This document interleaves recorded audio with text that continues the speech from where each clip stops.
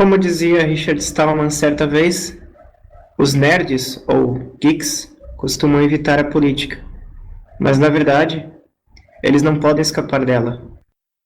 A política é um instrumento importante para a sociedade, porque ela garante que você pode, consequentemente, fazer com que o Estado ou com que a sociedade comporte-se ou mantenha-se organizada.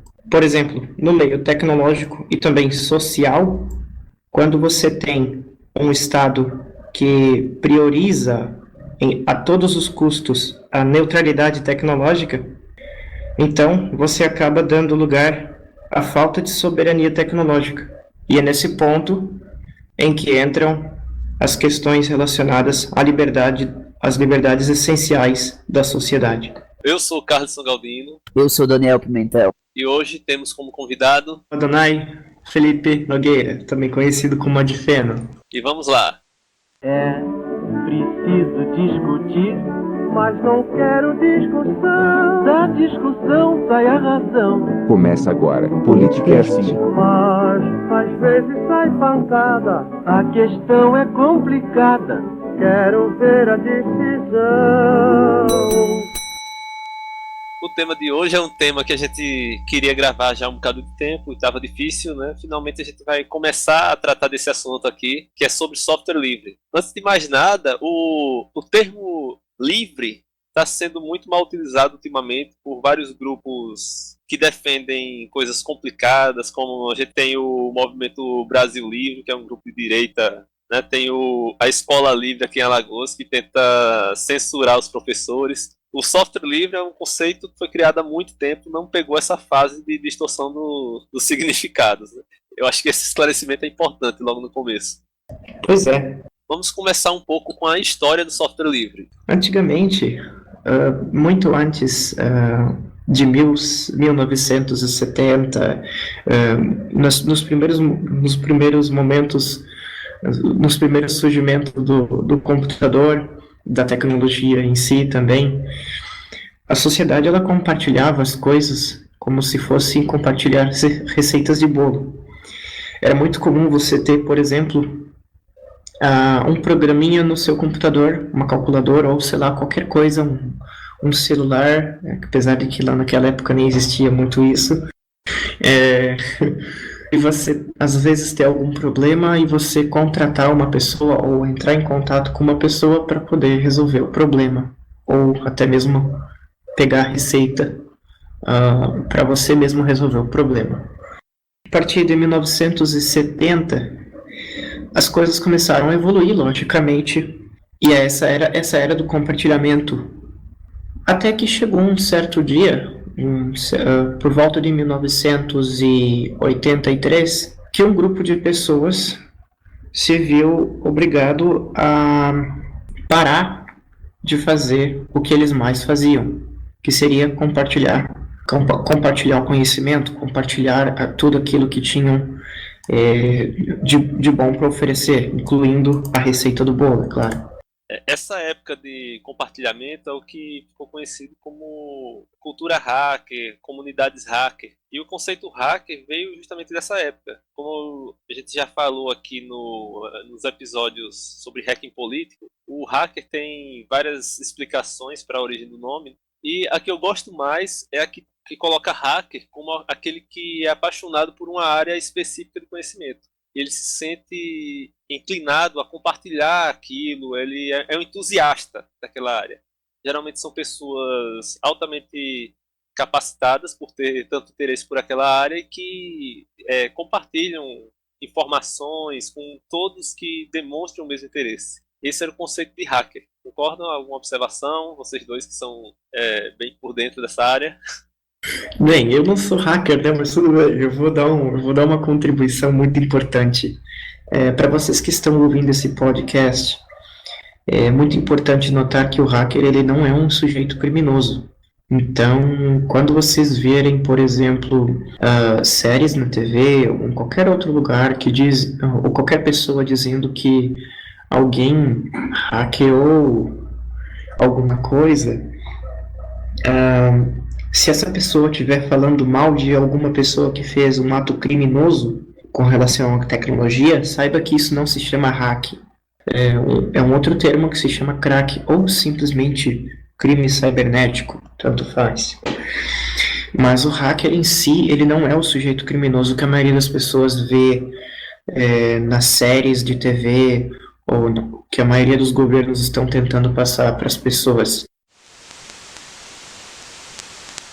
O termo hacker, como já foi explicado, né, foi muito confundido. Dentro da cultura hacker existem várias subculturas, né? Então existe os black hats, que são os crackers, que são os hackers do mal, white hat, que são vamos dizer assim, os hackers do bem, ou simplesmente hackers.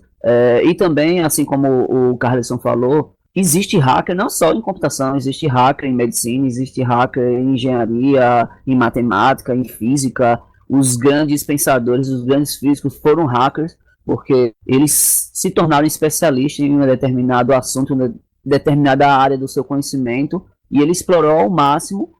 Basicamente, para mim, hacker é um cara que tem sede de conhecimento, é uma pessoa que quer buscar aquele conhecimento de qualquer forma e ir até os seus limites ou até ultrapassar ou transpor esses limites.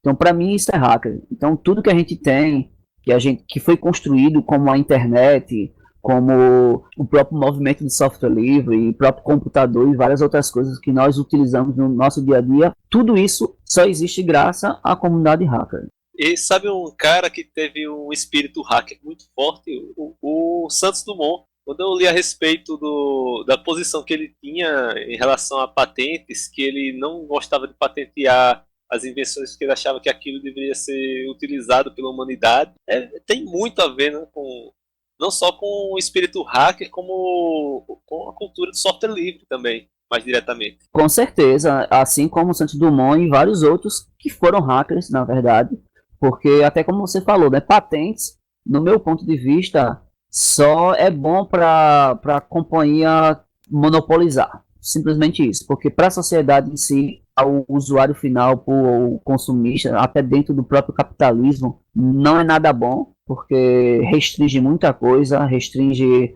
que outras pessoas de repente pudessem melhorar, evoluir aquele determinado experimento que foi descoberto. É algo assim que agride, né, tanto a sociedade como a cultura hacker e o software livre em si. Existia um sujeito chamado Richard Stallman e ele trabalhava com inteligência artificial em um dos laboratórios do Instituto de Tecnologia de Massachusetts. A historinha que todo mundo que é das antigas do software livre conhece, que a gente vai falar agora, é o seguinte: eles tinham o costume, na época, de modificar as impressoras que eram instaladas, porque eles trabalhavam em uma sala e as impressoras ficavam em outra sala. E aí eles mandavam imprimir material, dava algum problema de impressão e que inviabilizava a impressão, e eles não eram informados disso. Imagine você tendo toda a sua ocupação, você já sai do laboratório apressado, passa lá para pegar o material impresso e cumprir algum compromisso lá interno para alguma reunião e adiantar alguma coisa. Chega lá, a impressora está com o papel atolado, ou acabou o papel, e você não soube disso, não foi pego de surpresa. Então eles pegavam o driver da impressora, que é o aplicativozinho que permite a comunicação do computador com a impressora, e modificavam, porque a impressora tinha sensores, né, dessas coisas. Eles usavam esses sensores para perceber quando tinha alguma coisa errada e mandavam uma informação, um alerta para toda a rede do laboratório, onde estavam os computadores. De modo que quando acontecia algum problema desses, todo mundo que estava lá naquele laboratório era avisado do problema. E eles costumavam fazer isso com as impressoras, para facilitar a vida deles. Acontece que certo dia chegou uma impressora lá no laboratório e o Richard Stallman foi o primeiro que se deparou com esse problema de ter que mandar imprimir e dar problema lá. Aí ele pensou, vou resolver logo isso, vou fazer a mudança no driver. Aí ele procurou, não encontrou o código-fonte do driver. Aí ele entrou em contato com o fabricante e o fabricante da impressora informou ao Stallman que o código-fonte não poderia ser passado a ele porque aquilo tinha se tornado segredo industrial. Isso começou a colocar uma pulga atrás da orelha, até que o Stallman se deparou com essa situação de ter que assinar um acordo de não divulgação de informações e diante disso ele se afastou, ele saiu do MIT. A partir de 1980, aconteceu um fenômeno um tanto inusitado. O que aconteceu? No mundo, quase que no mundo todo, as pessoas, a sociedade do mundo todo, ela começou a ver que podia ganhar dinheiro com programas de computador. Agora, antes de mais nada, eu gostaria de dizer para vocês que o software livre não é contra o capitalismo. Então, o que eu vou falar agora, escutem com atenção para não não começarem a dizer coisas. Então, a sociedade no mundo todo começou a perceber que era possível ganhar dinheiro com software. Porque antes dessa época de 1980, tanto software como outras coisas tinham um valor nulo. Tinha um preço nulo. Você não conseguia, por exemplo, ganhar dinheiro com aquilo porque não tinha como você dar preço para aquilo. Não tinha como ter custo com aquilo. Para eles não era custo. Era até despesa, eu acho que naquela época. Então, a partir de 1980, a sociedade começou a ver que poderia ganhar dinheiro com aquilo, só que com essa crença, com essa possibilidade, surgiu uma outra crença muito perigosa. A crença de que para você ganhar dinheiro, você tinha que manter as coisas em segredo. E daí, a partir de 1980, as empresas de tecnologia começaram a restringir o compartilhamento das receitas dos programas de computador, né? A receita do bolo, como a gente chama, para o pessoal ficar com um entendimento mais fácil. E com essa restrição vieram os contratos de não divulgação. Os contratos de não divulgação, acordos de não divulgação. E ele prevendo, pelo andar da carruagem, por tudo que estava acontecendo, que a gente estava caminhando para uma sociedade onde todo software ia ter que ser fechado, os programadores, os hackers iam perder o poder sobre suas próprias máquinas, ele criou o projeto GNU e a Free Software Foundation para tentar criar um sistema operacional que fosse totalmente livre, que significa que empoderasse o seu usuário. O usuário teria condições de estudar com todo o programa, de modificar, de contribuir, ou seja, dando uma continuidade ao espírito da cultura hacker. Programação é simplesmente uma sequência de passos que serão seguidos com uma determinada lógica. Isso nós chamamos de algoritmo. Essa sequência de passos são importantes para que seja solucionado um determinado problema. Ou seja, vamos dizer que você queira trocar a lâmpada do seu quarto de uma forma automática. Então, você tem passos para trocar aquela lâmpada. Então, basicamente, o programa faz isso. Tem passos que o desenvolvedor, um programador, escreve numa linguagem específica, que é uma pseudolinguagem, geralmente próxima do inglês, e essa linguagem depois é convertida para uma linguagem que a máquina entende, que são os bits e bytes, né, os binários, passagem ou não passagem de correto, zeros e uns, entre outros. Então, o computador entende isso que foi escrito, esses passos, e aí ele vai seguir aqueles passos exatamente da forma como foi feita ou sugerida. Então, ele vai tentar resolver esse problema que você tem, que uma pessoa tinha, e um problema de computador, claro, e ele vai tentar resolver e te dar uma solução, te dar um retorno com relação a esse problema. Então, basicamente, programa ou software ou programa de computador é isso. Se você entendeu o que o Daniel falou aí sobre o que é como é que é feito um programa, agora basta entender que dessa forma você vai ter o programa em duas versões diferentes. Você tem a versão que o programador escreveu e tem a versão que o computador entende. As duas não são a mesma versão. A versão que o programador escreveu, o computador não consegue executar.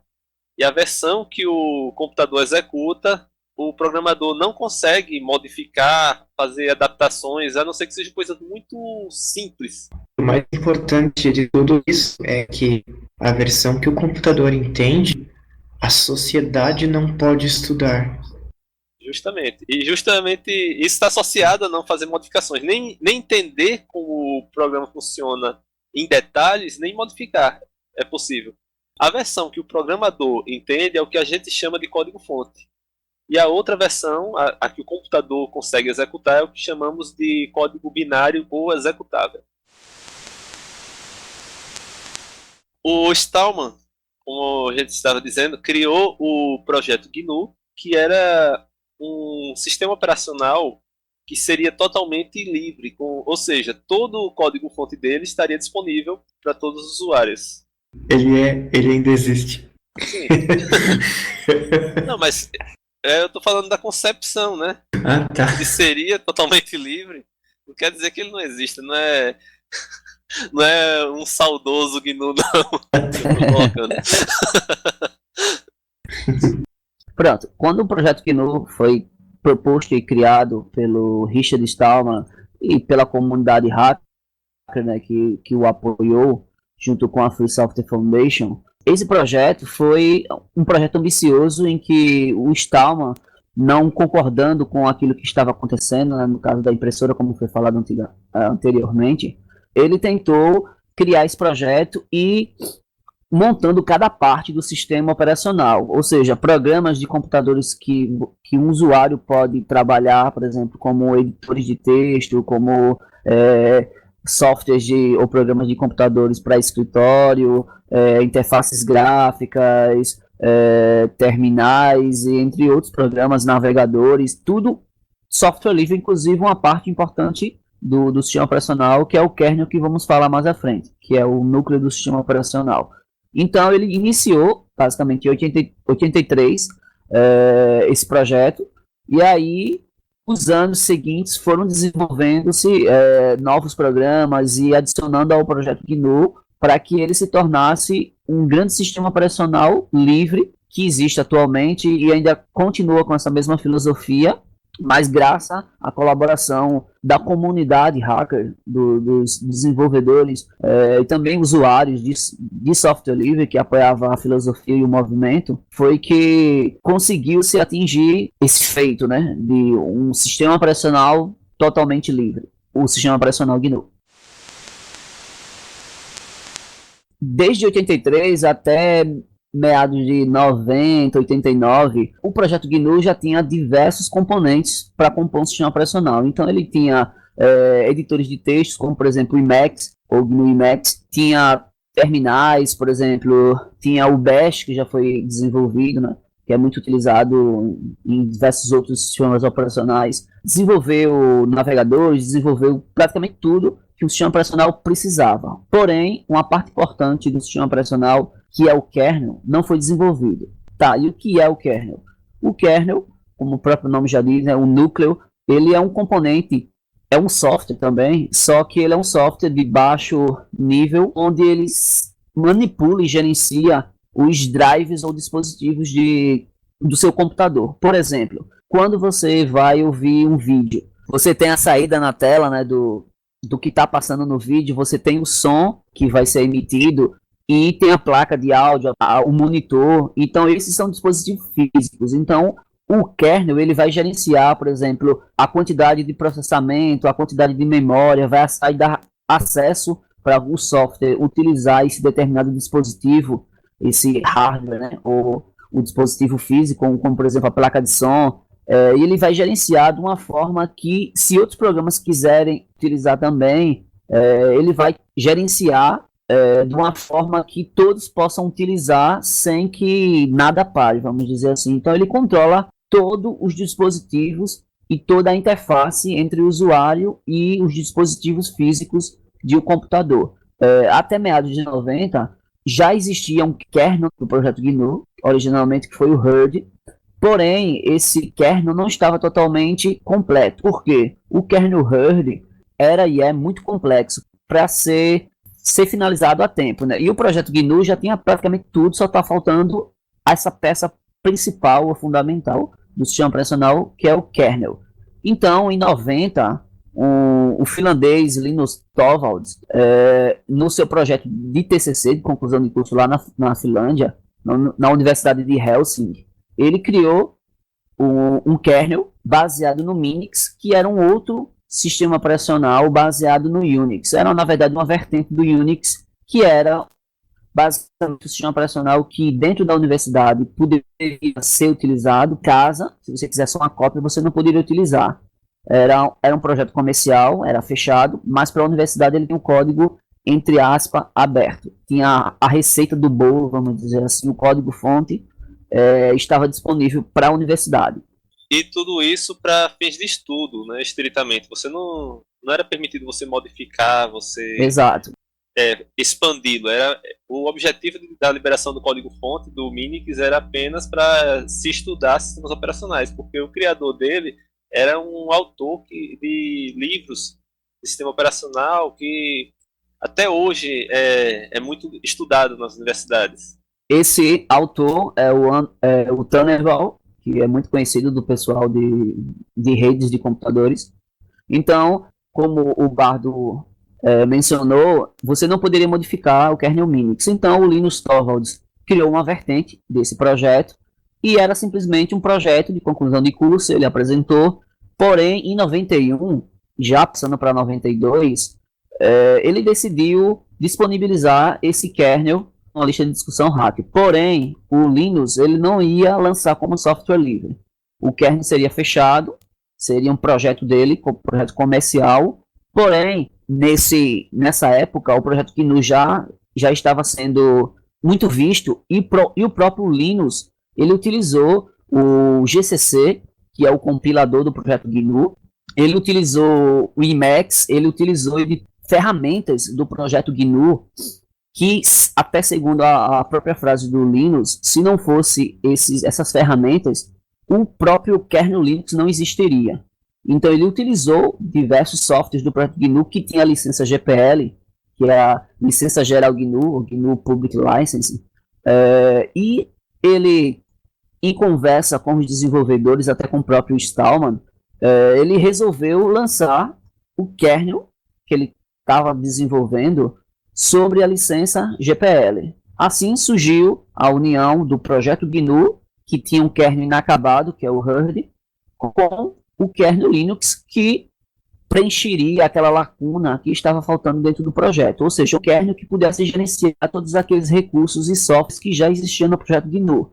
Então, nada mais justo, já que Linus utilizou praticamente 80%, 90% das ferramentas que ele utilizou dentro do Linux para desenvolver o Linux foi GNU, foi ferramentas GNU. Então, a junção disso... Não só desenvolver, como a própria distribuição do sistema operacional é composta por grande parte dos pequenos projetos GNU, subprojetos. A questão da união entre os dois, ela na verdade, ela surgiu como uma consequência desse ato do Linus Torvalds. Ela não foi uma coisa automática.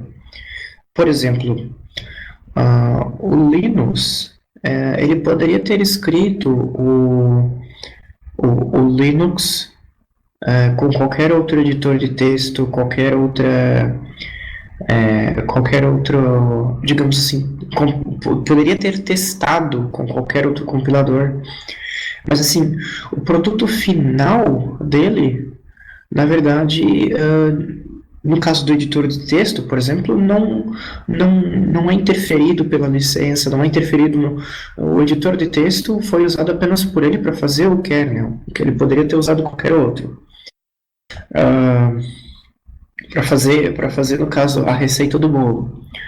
Tudo bem, algumas pessoas vão concordar, vão dizer que é por causa dessa atitude do Linus que deveria ter o nome GNU no meio, deveria ter o nome GNU no começo.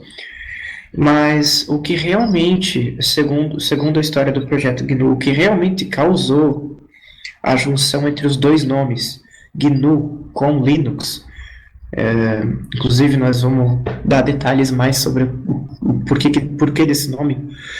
O que realmente causou a junção dos dois foi o fato de que alguns projetos surgiram com essa atitude do Linus, Esses projetos objetivavam trazer para a sociedade, ou para parte da sociedade, tanto faz, um conjunto de facilidades, um conjunto de programas de computador, para que elas pudessem usar nos seus computadores. E essas pessoas, elas começaram a incluir os pacotes GNU junto com o kernel Linux das mais diversas formas. Ou eles dependiam dos pacotes GNU para fazer o Linux para o projeto deles, ou eles colocavam os pacotes GNU junto do Linux dentro das facilidades do projeto, dentro da loja do projeto, dentro do depósito do projeto, para as pessoas poderem baixar e usufruir, etc. Então, vários projetos fazendo essa combinação, e é por isso que muitos projetos devem ter o nome GNU com Linux no começo. Agora o momento Jornada nas Estrelas. O projeto GNU era um projeto de automóvel que estava tendo dificuldades para fazer um motor que de fato funcionasse, porque eles adotaram uma estratégia muito sofisticada para a época no desenvolvimento do motor. Linus Torvalds era um mecânico entusiasta que criou um motor que funcionaria teoricamente muito bem, mas não tinha um carro para testar. Aí alguém encontrou o carro GNU, botou o motor Linux dentro e funcionou tudo direitinho. Perfeito. Perfeito. Utilizando a chave GNU. Bom, agora que a gente já sabe o que é um programa de computador, o que é código-fonte, tem uma ideia de como nasceu o GNU, o que é Linux, a diferença dos dois. Falta a gente entender com mais clareza o que é software livre de fato. Porque estar disponível para qualquer um poder alterar, para um software estar disponível dessa forma, não precisaria de muita coisa, bastaria de ser de domínio público. Mas o software livre ele vai além disso. O Richard Stallman definiu software livre como um software que atende a 4 liberdades. Primeiro é necessário entender que quando nós falamos de sociedade, nós falamos da sociedade como um todo. Então, não se aplica apenas para estudantes, não se aplica apenas para pessoas que fazem o bem. Também se aplica para as pessoas que querem, às vezes, né, dependendo do contexto, fazer o mal com aquele software, né? Mas isso é uma questão criminal, não é uma questão de liberdade da sociedade. As 4 liberdades essenciais de software livre. A liberdade 0. A liberdade de você rodar o programa para qualquer fim. A liberdade 1. A liberdade que você tem de estudar o programa e adaptá-lo às suas necessidades. Para isso, o acesso ao código-fonte ou à receita do bolo do programa é um pré-requisito. A liberdade 2 é a liberdade que você pode redistribuir as cópias e ajudar quem você queira. Seu amigo. E a última liberdade, que é a liberdade 3, é a liberdade para que você possa modificar, tendo o código-fonte, claro, assim como a liberdade 1, porém você pode modificá-la e propagar essas modificações para que todos se beneficiem dessas melhorias no software. O que seria redistribuir, afinal de contas? As pessoas às vezes confundem isso com compartilhar. Na verdade, a redistribuição ela inclui compartilhamento e venda. Então você pode ganhar dinheiro com software livre. Você pode ganhar dinheiro vendendo software livre. Com a mudança que o Adonai falou, que aconteceu no início dos anos 80, onde as empresas começaram a fechar, a privar os usuários do acesso ao código-fonte como forma de garantir uma lucratividade, né, a venda daquele software, apareceram as licenças de usuário final, conhecidas como EULAs. Cada programa de computador que é publicado, ele tem uma licença associada a ele, com a qual o usuário precisa concordar para começar a utilizar o programa. Essas licenças costumam restringir o uso do programa de várias formas. Por exemplo, tem muito software que é gratuito, é conhecido como gratuito, só que, na verdade, a licença restringe, que impede que você use em ambientes empresariais, impede que você use em determinados países, certo? Esse tipo de licença é o que impede, inclusive, que você compartilhe o programa com outra pessoa, que você copie para outra pessoa.